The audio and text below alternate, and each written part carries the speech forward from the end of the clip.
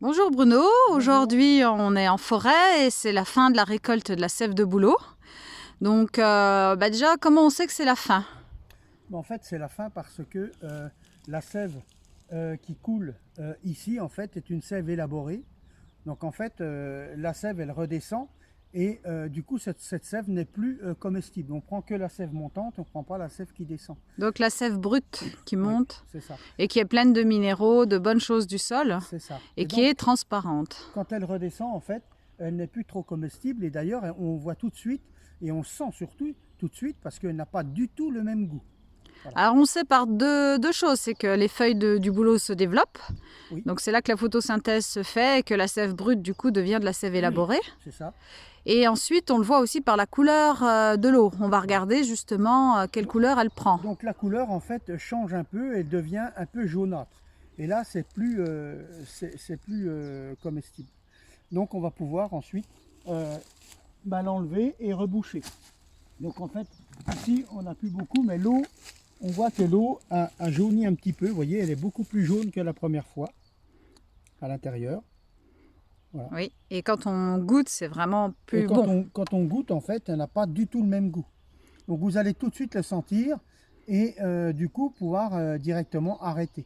Mm. Voilà. Alors si jamais on est en limite, qu'elle pourrait presque être encore bonne, il y a une petite recette qui existe qui est le vin de bouleau, qu'on peut rajouter du miel et des épices et garder Ouais, en cave pour faire une boisson un petit peu gazeuse. voilà. Mais pour ça, peut-être on pourra refaire une petite vidéo sur ça pour expliquer ce qu'on peut faire avec cette sève de bouleau et faire un vin de bouleau, ce qu'on appelle un vin de bouleau. Voilà. Mhm. Donc là, je vais vous remontrer. Donc on a retiré ça. Donc on retire le bouchon. Voilà. Donc là, vous voyez le bouchon avec le petit trou. Voilà. Ensuite, on retire cet appareil-là.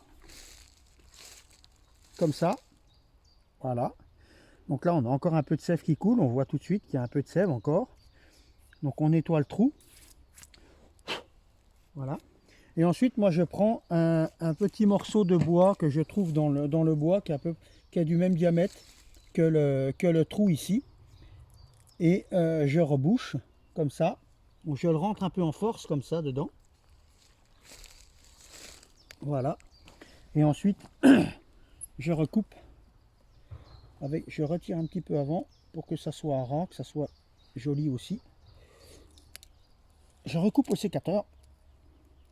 Voilà. Et voilà. Voilà. Donc là, en fait, là, ça va se cicatriser. Voilà. On peut mettre aussi, j'en ai pas amené ici, mais il est possible de mettre un petit peu de mastic à cicatriser naturel sur la plaie pour l'aider à cicatriser. Voilà. D'accord, très bien. Merci Bruno. Merci. Si on veut avoir plus d'informations, on peut regarder sur le site internet de l'association Alonis, Oui. qui est alonis.com. Il y a aussi des articles sur le blog justement pour récolter la sève de bouleau et vous pouvez avoir aussi des articles sur le Facebook Alonis. À bientôt. Au revoir. Au À une revoir. prochaine vidéo. Merci.